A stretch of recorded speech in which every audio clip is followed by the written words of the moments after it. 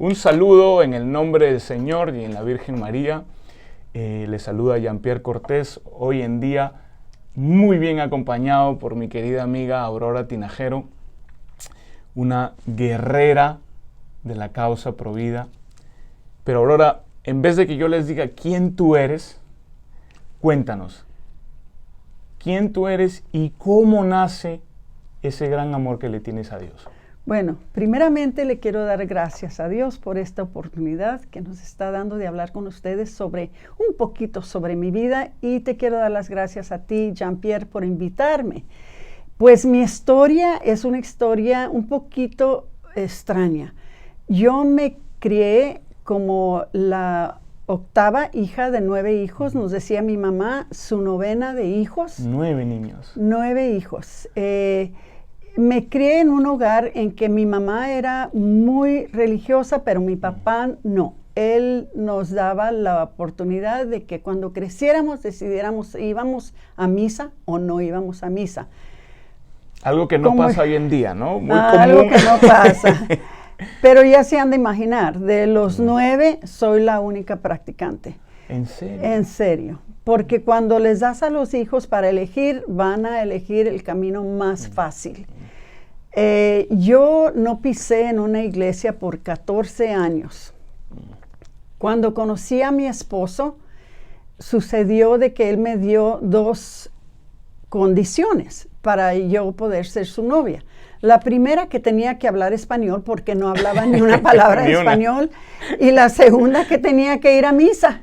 ¿Tu esposo? Mi esposo, porque él se había criado en la fe, él se había criado en la iglesia. ¿Aquí en Estados Unidos? Aquí en Estados Unidos, en El Paso, Texas. ¿Padres mexicanos, descendientes? Y él era número 18 de 20 hijos. ¡Wow! 18 de 20 hijos. Los 2 venimos de familias grandes. Gloria a Dios. Entonces, cuando yo estaba noviando con él, claro que yo ya era huérfana de padre y madre. Quedé huérfana a la edad de 19 años.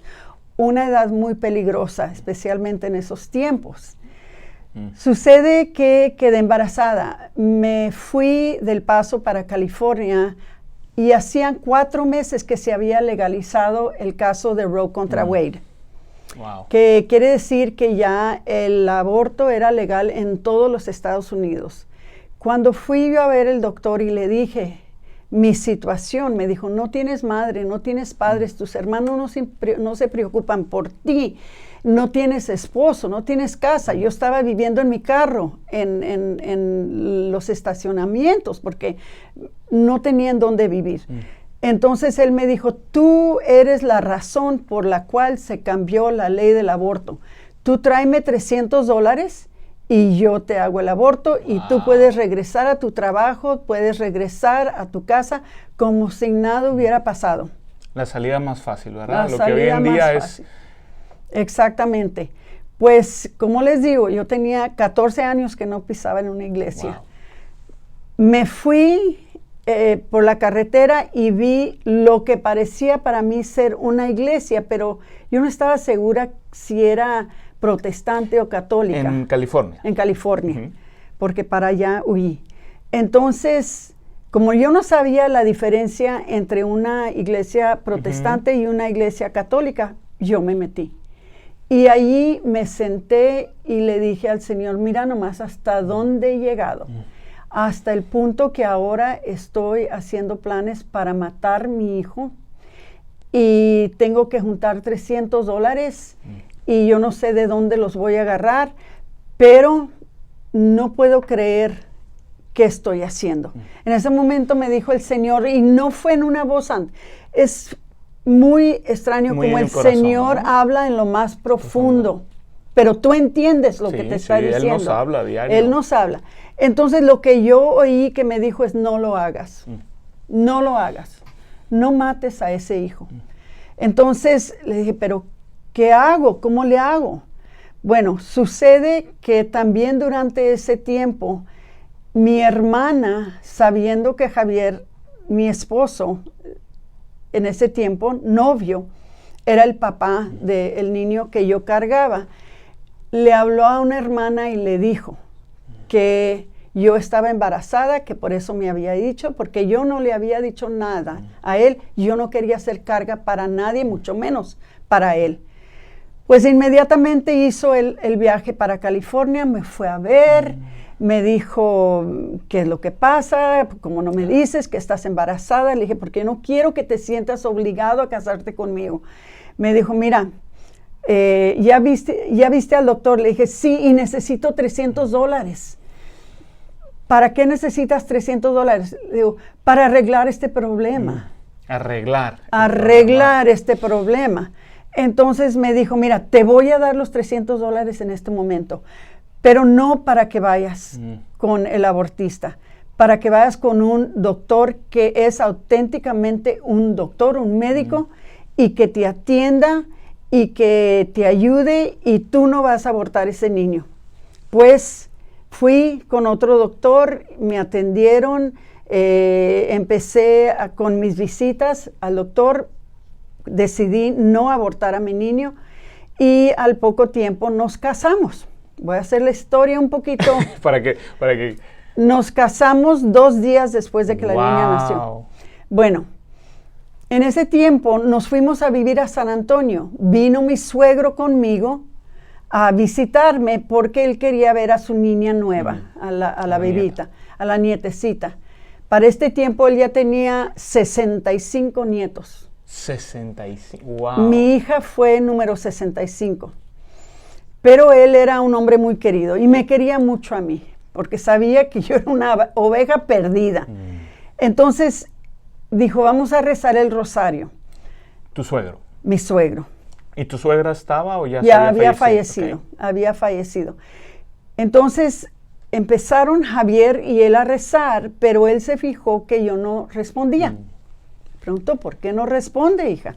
Le dije, porque no sé rezar el Padre Nuestro ni la Ave María. Yo no sé rezar. Entonces él me dijo, yo le voy a enseñar. ¿Cómo ve? Dijo, yo fui catequista por más de 50 años. Wow. Pero ya tengo 80 y tantos años. Dijo, yo ya no puedo tomar alumnos. Pero ¿cómo ve si a usted la tomo como una alumna y yo le doy catecismo? Le dije, está bien, si usted me quiere enseñar. Dijo, sí, yo le enseño. Por 3 años él estuvo yendo del Paso a San Antonio a darme clases de catecismo. Hasta que se llegó el día que él me dijo, ahora la alumna sabe más que el maestro. Dijo, ahora usted enséñeme a mí. O sea, Aurora, tu embarazo, el pensamiento que pasó en ti de poder arreglar la situación, tu futuro esposo, que en paz descanse, Javier, porque tuvo una excelente formación, unos excelentes padres católicos, hizo que en Aurora viniera la fe por completo, y tu suegro, muy poco usual hoy en día, tu suegro fue tu catequista, ¿no? Sí.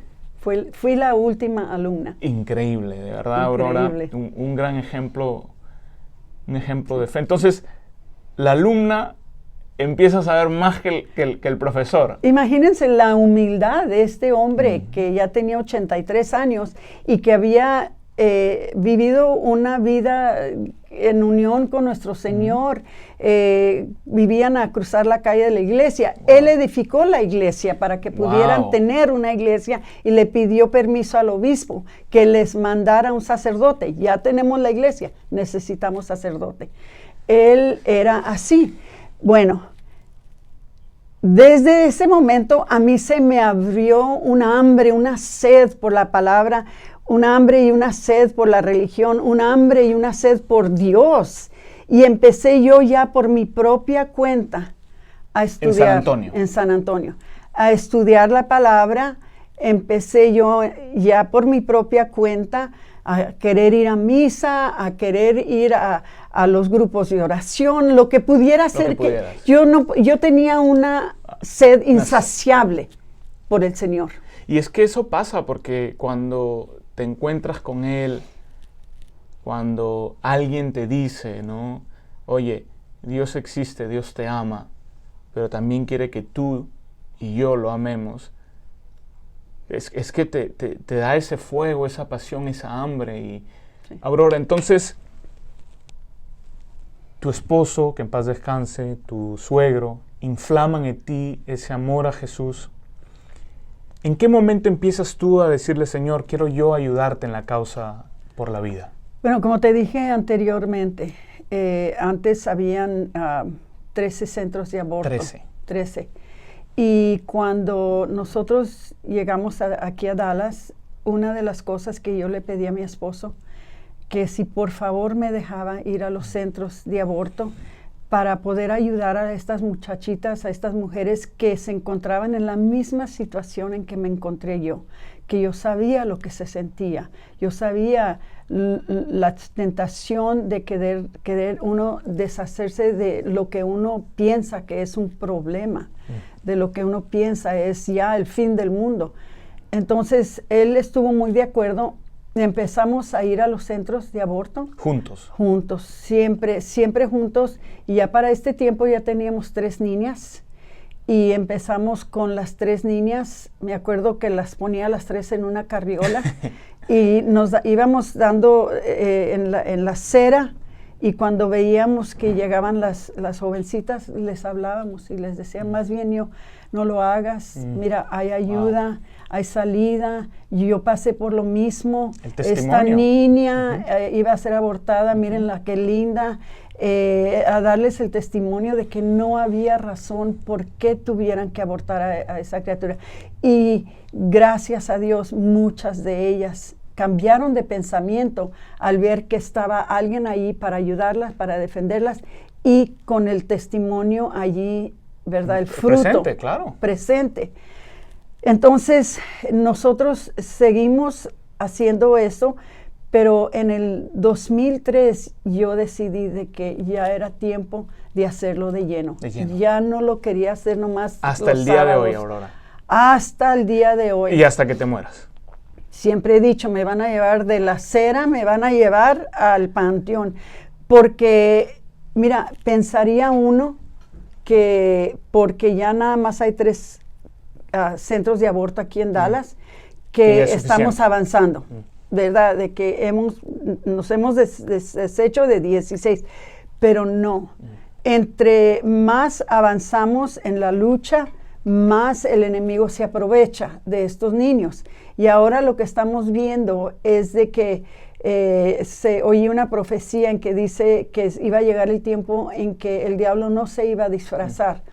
Ahora lo estamos viendo, porque ahora ya no disfrazan que matan a los niños hasta los 9 meses. Y ya no solamente los matan, pero se esperan para matarlos hasta que les puedan quitar el cráneo para usar el pelo del niño, para la gente que está perdiendo su pelo, especialmente los hombres, para usar los riñones, para venderlos a la China, porque pagan mucho dinero por los riñones, para sacarles el corazón. Y desafortunadamente lo más lastimoso para mí es que los niños tienen que estar vivos para poder sacar ventaja, perdón, de esos órganos. El niño tiene que estar vivo.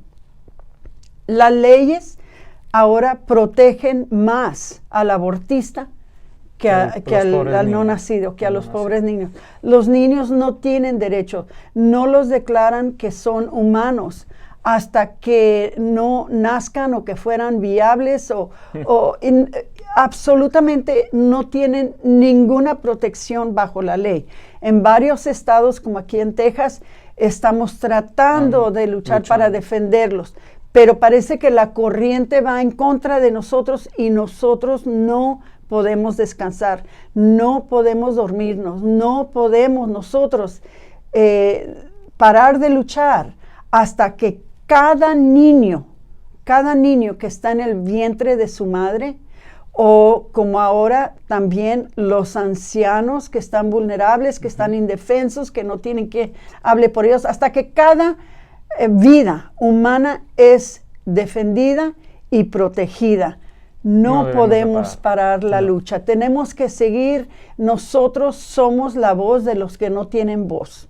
Nosotros somos las manos de Dios para poder uno abrazar a esas jovencitas. Nosotros somos el corazón compasivo, el corazón que muestra la misericordia de Dios para estas almas que están confundidas, que han oído las mentiras de Planned Parenthood, que es nuestro enemigo número 1. Entonces, hermanitos, no podemos descansar todavía. Aurora, de verdad te agradezco mucho por lo que haces, por Jesús, por su iglesia, por el no nacido. Estoy más que seguro que aquellos que vean este video les va a inflamar este Ojalá. testimonio, y incluso hasta los más de juventud acumulada, que a veces piensan que porque ya tienen 60 años ya se retiraron y ya no quieren hacer nada. No, señores, sigamos defendiendo la vida. Tengo 70 Imagínate, años y siento que apenas empiezo. Empiezas, Aurora. Sí. ¿Qué te parece si terminamos con un Ave María? Con mucho gusto. Agradeciéndole a Dios por tu vida, por todo lo que haces, y para que influya en todo corazón de aquel diabólico que hace esto en contra del no nacido y de toda la vida. Con mucho gusto. En nombre del Padre, del Hijo y del Espíritu Santo. Amén. Dios te salve María, llena eres de gracia, el Señor es contigo. Bendita tú eres entre todas las mujeres, y bendito es el fruto de tu vientre Jesús. Santa María, Madre de Dios, ruega por nosotros los pecadores, ahora y en la hora de nuestra muerte. Amén. Gloria al Padre, al Hijo y al Espíritu Santo, como era en un principio, ahora y siempre, por los siglos de los siglos. Amén. En nombre del Padre, del Hijo y del Espíritu Santo. Amén. Muchas gracias, amigos, y nos vemos en una próxima edición.